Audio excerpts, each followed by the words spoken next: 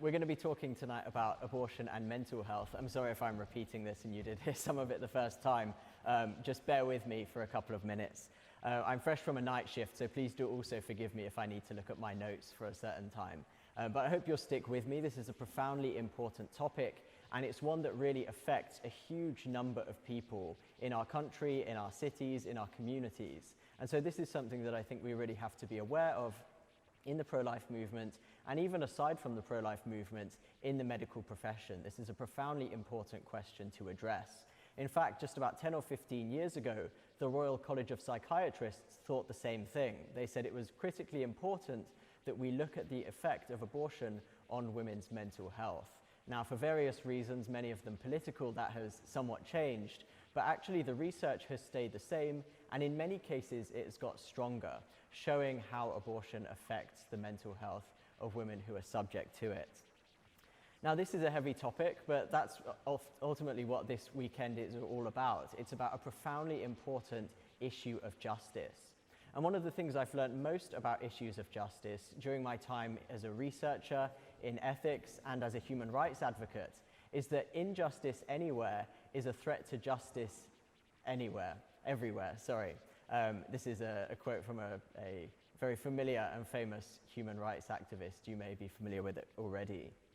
But what this means is that when injustice occurs in a part of society, it doesn't just occur in that localized part. It has ripple effects that go throughout society and that affect all sorts of other people.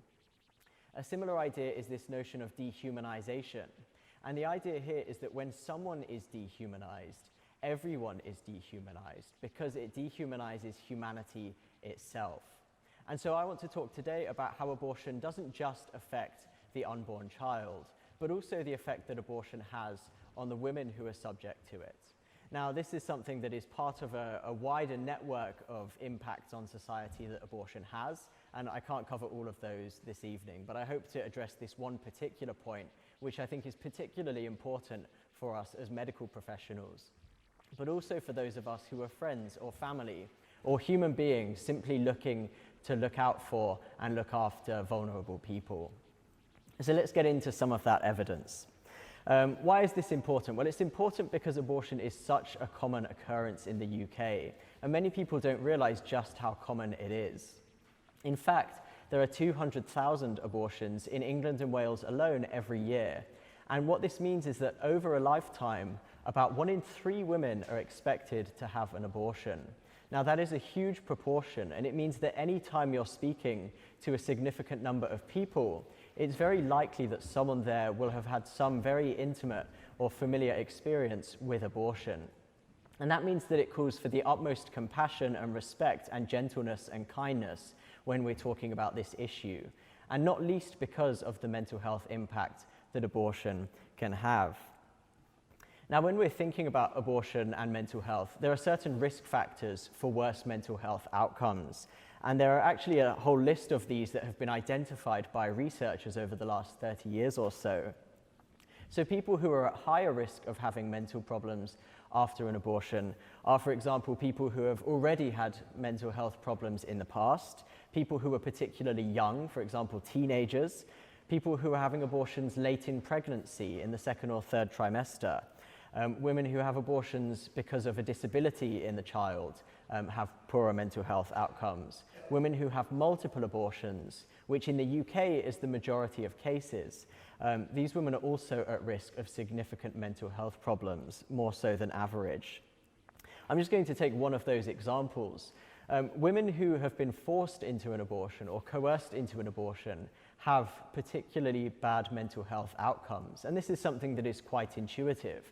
If a woman doesn't want to have an abortion and is subject to it against their will, we can only imagine, for those of us who haven't been through that, what a horrendous experience that must be. Now, this is something we often think as being the preserve of massively human rights abusing countries in different parts of the world. But actually, it's a very familiar phenomenon here in the UK. And it comes from a variety of different sources. We know that many women are pressured to have abortions by their partners. Many are pressured to have abortions from their parents, particularly teenagers.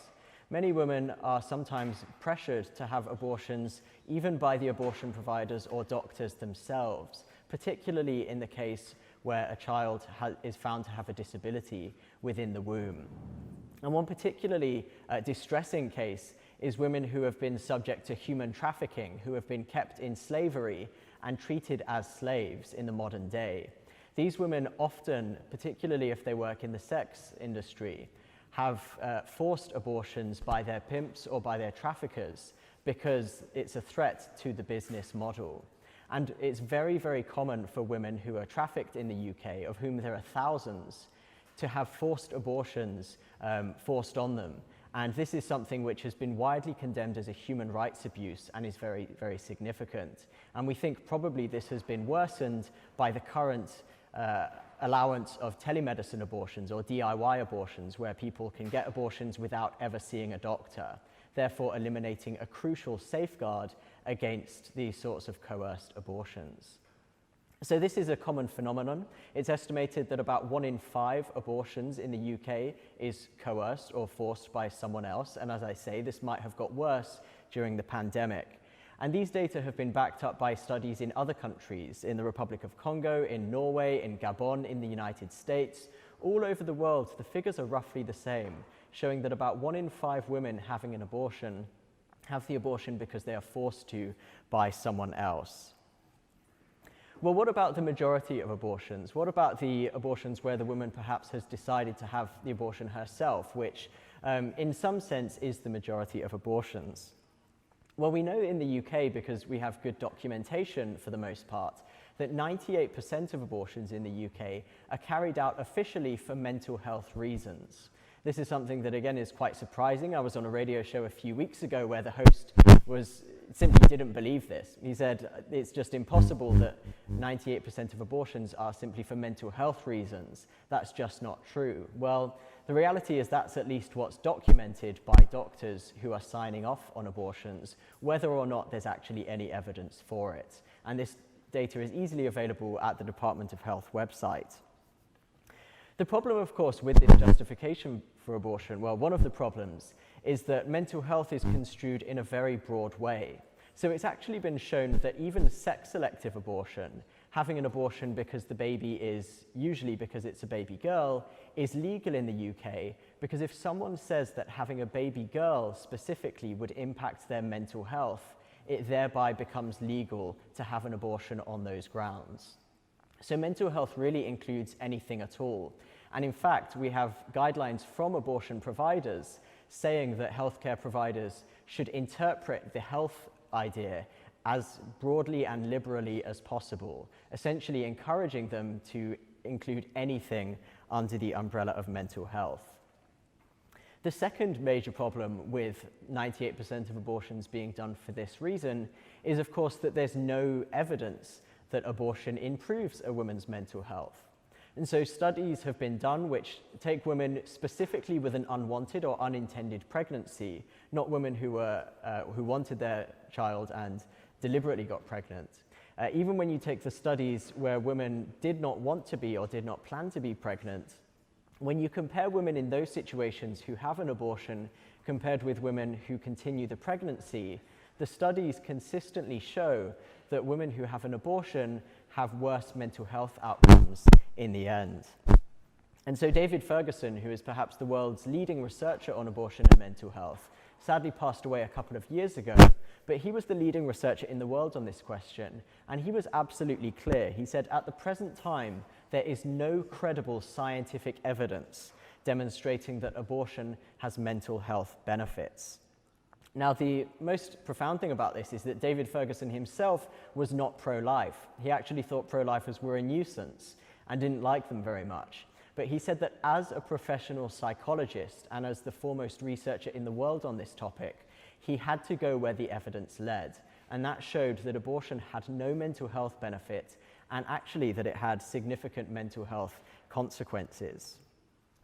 Now, the idea that abortion has no demonstrable mental health benefit is actually relatively uncontroversial. It's very rare to find people in the literature claiming that abortion actually helps women's mental health. So, for example, the Royal College of Obstetricians and Gynecologists say that women with an unintended pregnancy should be informed that the evidence suggests they are no more or less likely to suffer adverse psychological consequences whether or not they have an abortion. I.e., in summary, having an abortion makes no difference to a woman's mental health on average.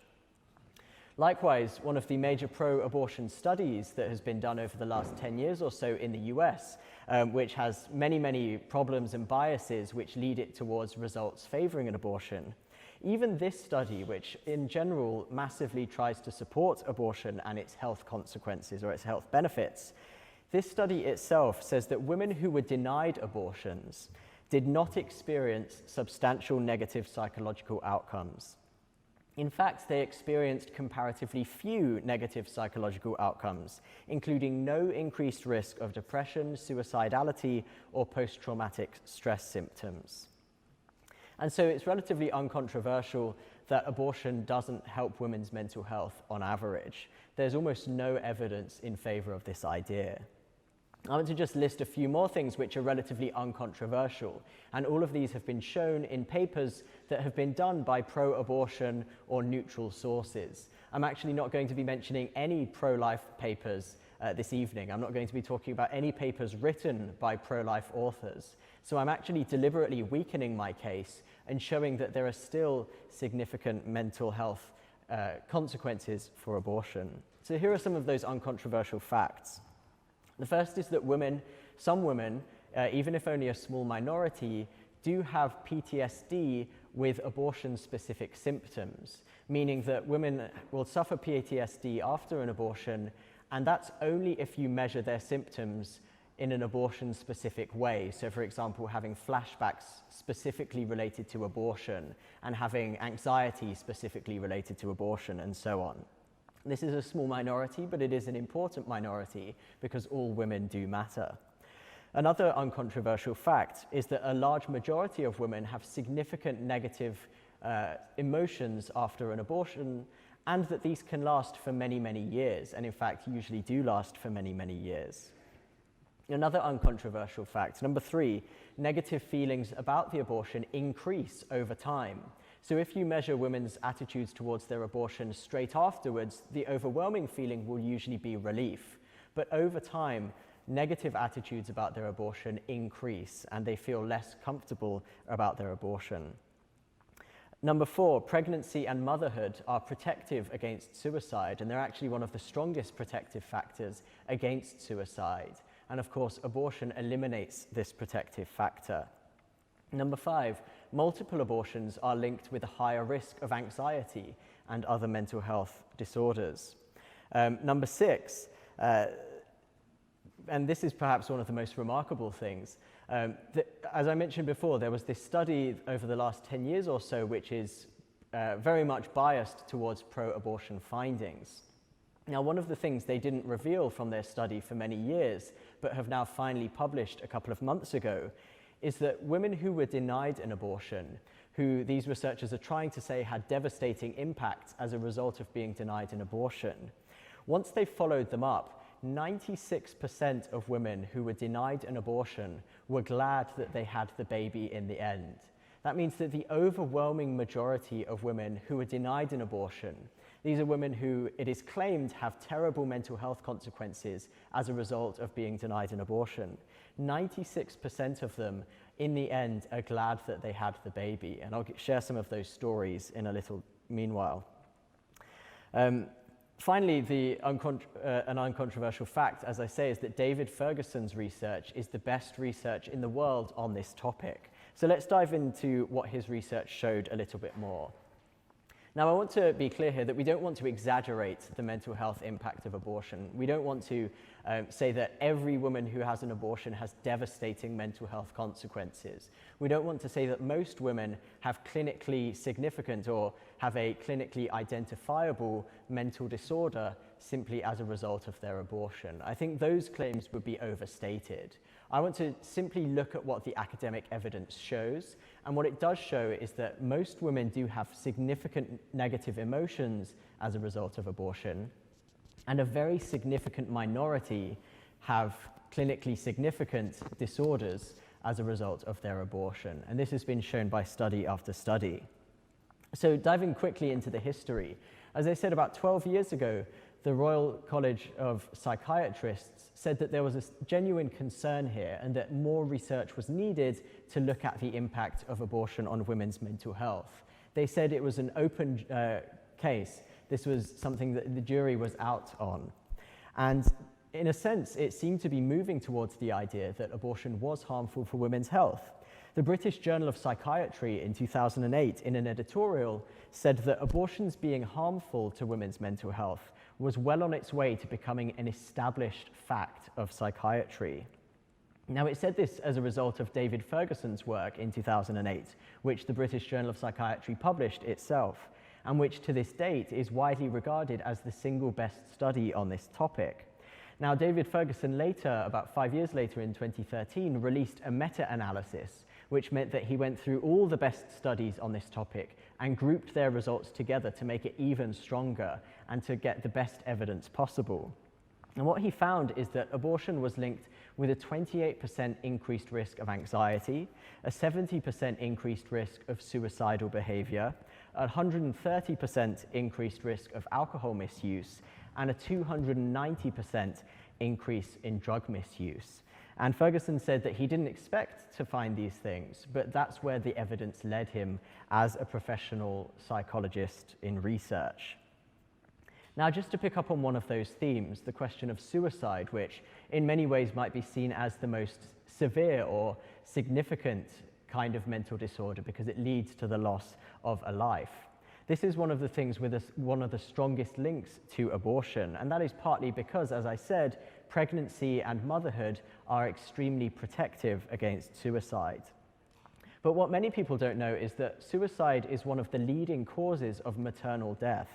And in fact, among women aged 15 to 24 in the developed world, it is the leading cause of death altogether, aside from accidental injuries. And so this is something which is, in a sense, a crisis, and we often hear about the mental health crisis in the UK. Now, this is something that is significantly impacted by abortion, according to the evidence. In fact, the suicide rate after an abortion is 6 times higher than the suicide rate after delivering a child. And in fact, the suicide rate after delivering a child is far less than average. And so women who become pregnant and keep the baby actually have the lowest risk of suicide and remarkably the lowest risk of mortality from any cause compared to other women their age. And this means that because pregnancy is so protective against suicide, it actually is something which significantly reduces the risk of a woman dying from any cause in that sort of age of, and in that time period.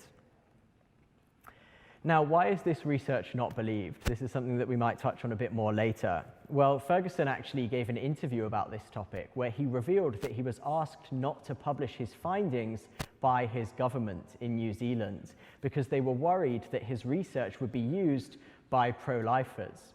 And so this just shows the sort of suppression of genuine academic research on this question, which is a significant part of why this research is not more widely believed and known about. Many of the groups who talk about this research, like the American Psychological Association or the Royal College of Obstetricians and Gynecologists, are fundamentally and explicitly pro-abortion. They say that abortion is a good thing which helps women and that women have a right to it. And this, of course, inevitably has an impact on their assessment of the research. Many researchers refuse to release their data, and I've had personal experience of this, where some of the main researchers on this topic have refused to allow their studies to be scrutinized by other researchers and have refused to release their data, using false excuses and demonstrably false excuses as a reason. And of course, one of the things that is so prevalent here is the selective presentation of evidence, ignoring the best studies which do show an impact on mental health of abortion, and only looking at the studies which confirm the preconceived biases of these organizations and researchers. So what about potential other objections to these basic results, which I think are fairly uncontroversial, or at least should be fairly uncontroversial? Well, one of the explanations you might think of is stigma. Perhaps women have worse mental health consequences after abortion because abortion is so stigmatized and because they have such horrible reactions from nasty pro-lifers judging them and condemning them and so on. Well, this is not a plausible explanation for two reasons. The first is that many of these studies come from countries where abortion is barely stigmatized at all. So some of these studies come from Finland, which is one of the most liberal pro-choice countries in the world. David Ferguson's research comes from New Zealand, which has just now legalized abortion up to birth because it is such a profoundly pro-choice country. And so these are not things that really account for why women would feel such negative consequences after an abortion. A second piece of evidence backing up this is that the Turnaway study, which I mentioned before, this recent pro-abortion study, actually looked at the impact of abortion clinic protesters on women's mental health. And what they found was that protesters outside abortion clinics had no impact whatsoever on the mental health of women even a week after their abortion, let alone long term. And so you would expect that if abortion was stigmatized and this was the main cause of women feeling negatively about abortion, it would be worse if there had been abortion protesters at the clinic. But in fact, this was simply not the case. Now, in any case, of course, stigma about abortion is impossible to eliminate completely. There will always be people who are pro-life who talk about the impact that abortion has on unborn children. There will always be the reality of abortion in embryology textbooks or in obstetric textbooks. The reality of abortion will always be with us, and therefore the reality that abortion does involve the ending of a life in a distressing way will always be with us. And so we simply can't just put this down to stigma, which would be gotten rid of if everyone simply acted the right way. Another objection to these ideas is through the question of regret. Now, there was a big study, again from the Turnaway study, this one I keep mentioning, a few years ago, which said that 95% of women didn't regret their abortion or believed that they had made the right decision. Now, as I said, this study is flawed methodologically for various reasons, but it is fair to say that most women who have an abortion do feel, at least for the few years afterwards, that they felt they made the right decision. So how do we weigh this up with the fact that abortion seems to have such negative mental health consequences? Well, one of the reasons is that regret is coexistent in many cases with feelings that one made the right decision, i.e., a woman might feel she made the right decision about an abortion, but at the same time express significant regret about it. And this is actually a very common phenomenon. And in fact, we know that most women say that they would not have an abortion again. So even though they say it was the right decision in the circumstances, it was not something that they would ever want to put themselves through again. Of course, a significant minority of women, probably 10 to 20%, feel that they made the wrong decision, and those women matter, just as the 80 to 90% of women matter. And as I said earlier, the most profound finding in this is that an even higher percentage of women who were denied an abortion were glad that they kept the baby, even if that meant they were forced to keep the baby, in the words of pro-abortion advocates. 96% of women who were denied an abortion in this same study were glad that they were denied an abortion and glad that they had the baby in the end. Most remarkably, even a week after being denied an abortion, half of them were glad that they had been denied it. And that was only within a week of that very distressing and alarming time for them in their lives. So, as I said, there are a number of studies that have come out more recently, and these have tried to overturn this basically a scientific fact that abortion is linked with significant mental health problems for a significant minority of women. Those studies perhaps we can talk about later if you want to ask about them, or if you want to get in touch, I'm more than happy to send some resources on them.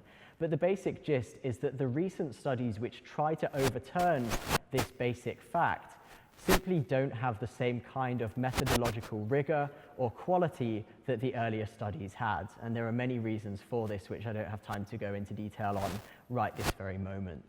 So I just want to close with a few finishing observations before we have a time of Q&A, if there's still time, given the technical difficulties. The first, of course, is that this has been talking about the majority of abortions, which are in a healthy mother and for a healthy baby. And it doesn't necessarily look at cases which people think would be more distressing. For example, abortion in the case of disability or abortion in the case of sexual assault. There is evidence on those questions, and in fact, we know that abortion in those circumstances is likewise distressing. And similarly, there is no evidence that even in those cases, abortion has a positive impact on the woman's mental health. In fact, there's some significant evidence that abortion is still worse for women's mental health, even in those particularly distressing and rare cases. We also know that women don't get the support they need after an abortion. Now, while it's very quick and simple in many ways to obtain an abortion in the UK, the target, for example, is to get every woman who seeks an abortion within the same week. On the contrary, women who have had the abortion and who want emotional support or psychological support afterwards often say that they cannot get that support for months afterwards. And this has been found by the National Institute for Clinical Excellence, which is not a pro-life think tank.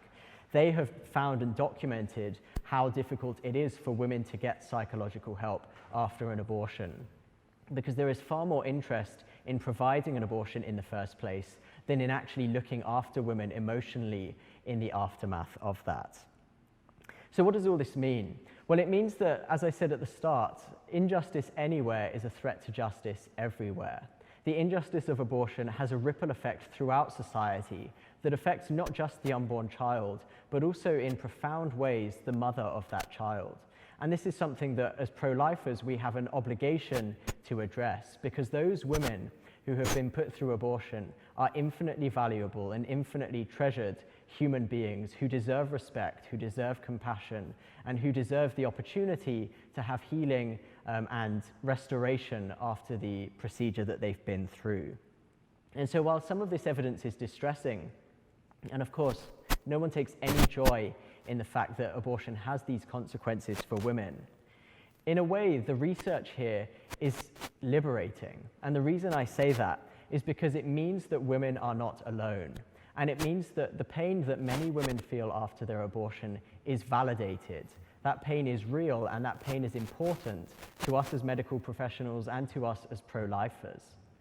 And therefore, the research showing that these women are not alone, that they are right and that they are okay to feel the way they do about their abortion, means that actually we can get those women the help that they need and the help that they deserve, and the help which, sadly, they all too often do not get.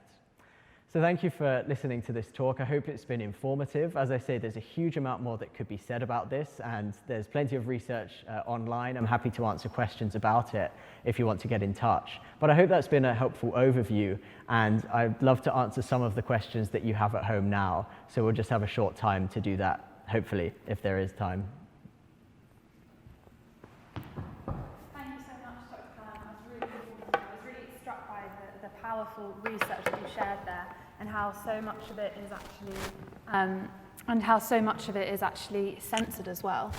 So thank you so much for that. That leads into my first question, actually, which is someone just wanted some detail around the studies you mentioned. If you could repeat the names of them. They said particularly the one from the New Zealand psychologist. Yes, yeah, so as I said, yeah, it's impossible usually to remember every single study name. David Ferguson is the main researcher on this topic, and as I say, his 2008 study in the British Journal of Psychiatry is widely regarded as the best study there is on this topic. I can't remember the exact name of that study, but it's 2008 in the British Journal of Psychiatry. His meta-analysis, which brought all this research together, was 2013 in the Australia and New Zealand Journal of Psychiatry, and it's called something like, "Does abortion reduce the mental health risks associated with pregnancy?" Something like that. You'll forgive me for not remembering the exact thing. So those would be two of the main studies that I would look at. Okay, perfect, thank you. So I've got a question for you around men and the impact of mental health on men, and someone was asking if a man has their child aborted, what impact does that have for them? Yeah, that's a really good question, and it's one that's, in a sense, neglected, but there is some research on it.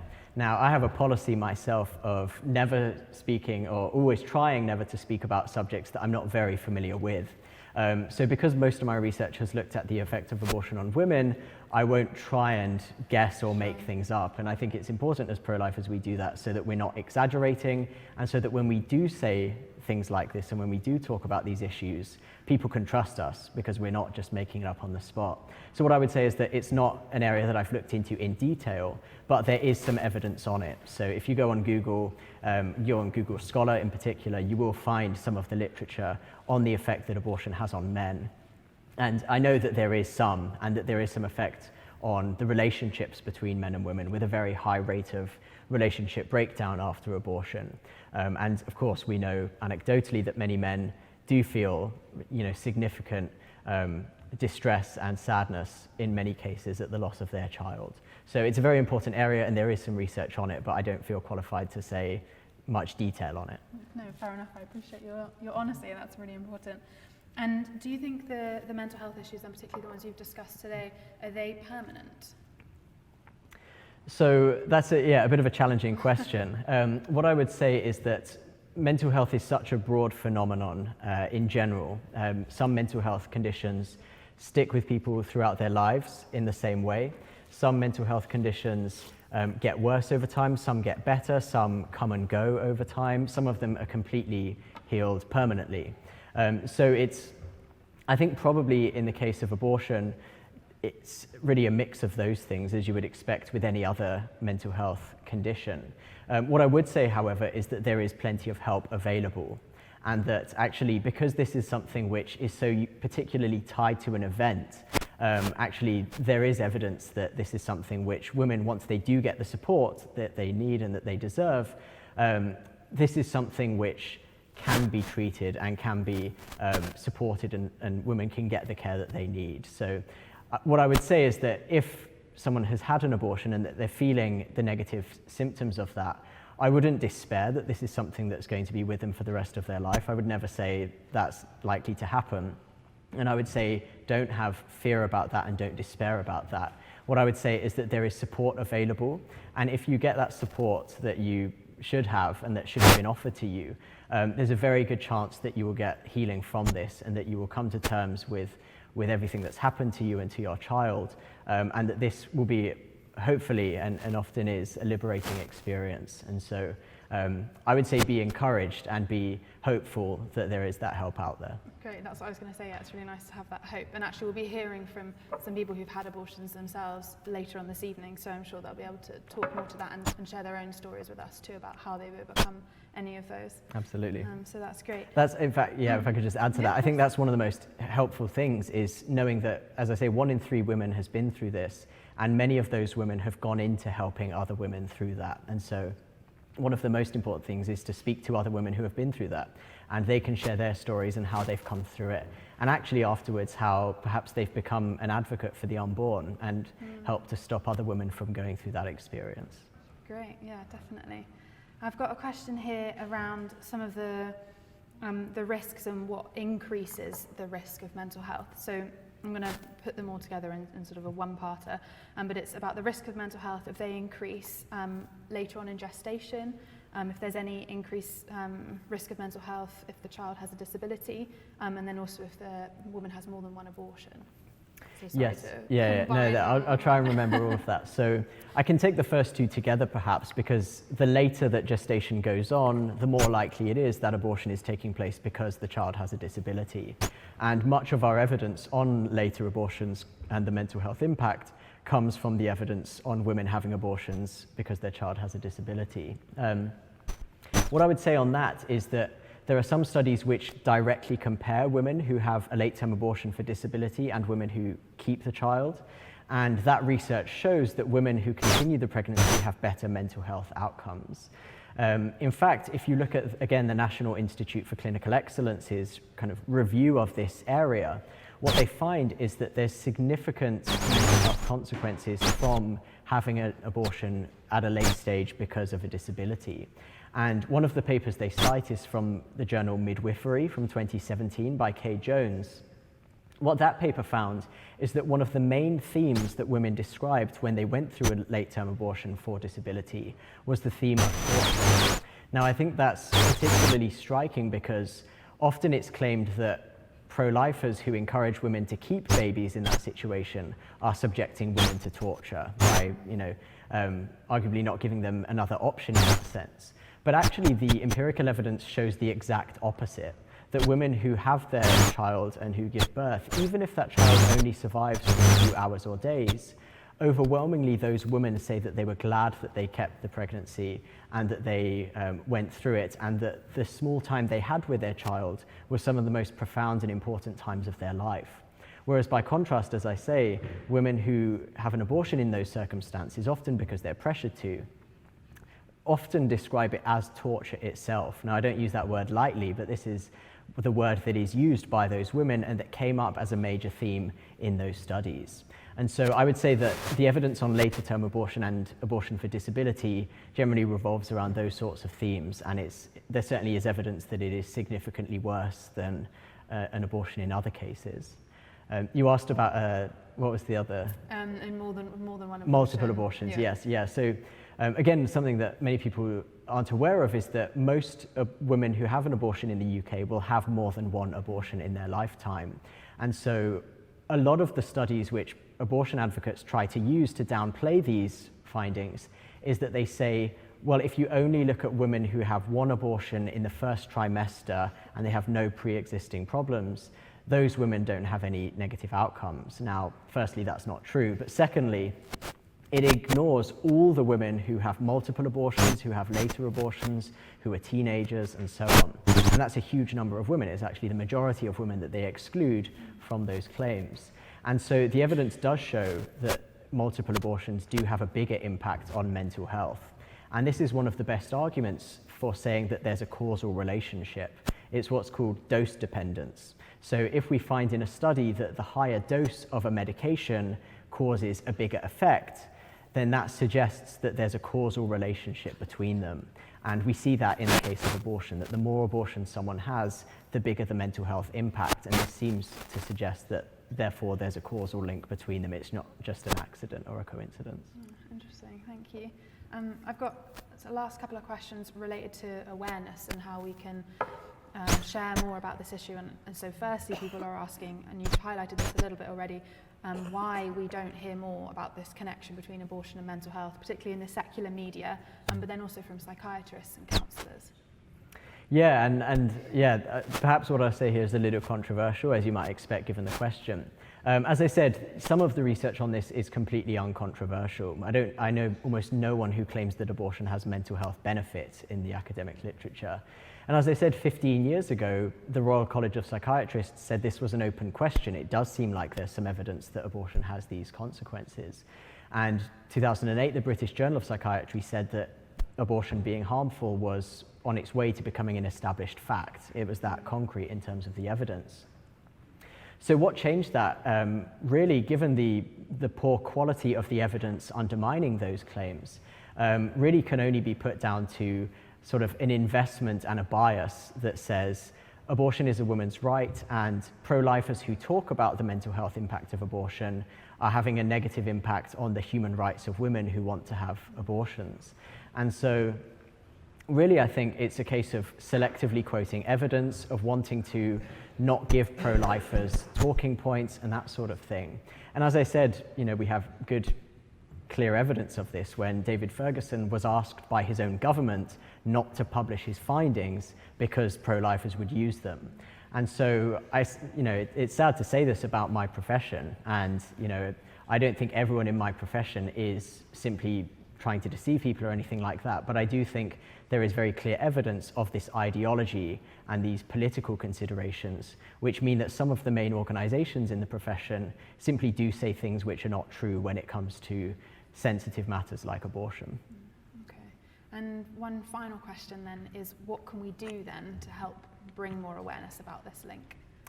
Yeah, that's a good question. I wouldn't necessarily say I'm an expert on practicalities, but I would say one of the most important things is to be familiar with the evidence and be familiar with the very best evidence. So often pro-lifers, to be honest, sometimes pro-lifers do exaggerate the evidence, and they do make claims that aren't really justified in light of the evidence on this. And that, I think, makes it easier for people to dismiss it. So what I would say is look at the best evidence, particularly by pro-choice people, and I'm happy to make that evidence available, and become acquainted with it so that you know the key papers, so that when you say something, you can back it up and you can respond to the counterpoints from other people. And the other thing I'd say is that, as I said, this is such a common phenomenon. 1 in 3 women has an abortion in their lifetimes. And that means that for almost all of us, we will have friends who have had an abortion or who will have an abortion, or who maybe at this very moment are considering it or in the aftermath of it. And so what I would say is that one of the most important ways we can talk about this is to let those women know that their feelings are validated. If they're considering an abortion, to let them know about this evidence. If they've had one, to let them know about this evidence. Not as a weapon against them and not as a way of saying, you should feel bad about what's happened, but as a way of liberating them and saying, you're not alone, this is a common experience, and that this is something which you can get healing and support for, and we would love to help offer that to you. So I think the personal relationship is particularly important, simply because it's such a common thing that all of us will come into contact with. And so, as I said, it's only a significant minority of women who have clinically significant health consequences psychologically as a result of abortion. But the key point for us as pro-lifers and medics is that those women matter, and they matter infinitely. And so it's vitally important that we treat them as if they matter. Great. Thank you so much for being with us here today, Dr. Calum. I really, really appreciate it. And especially bringing this to light. I think I personally have just known about, but to have the evidence really clear has really helped and really helped in conversations as well. So thank you very much for being here and taking the time to answer everyone's questions as well. That's excellent.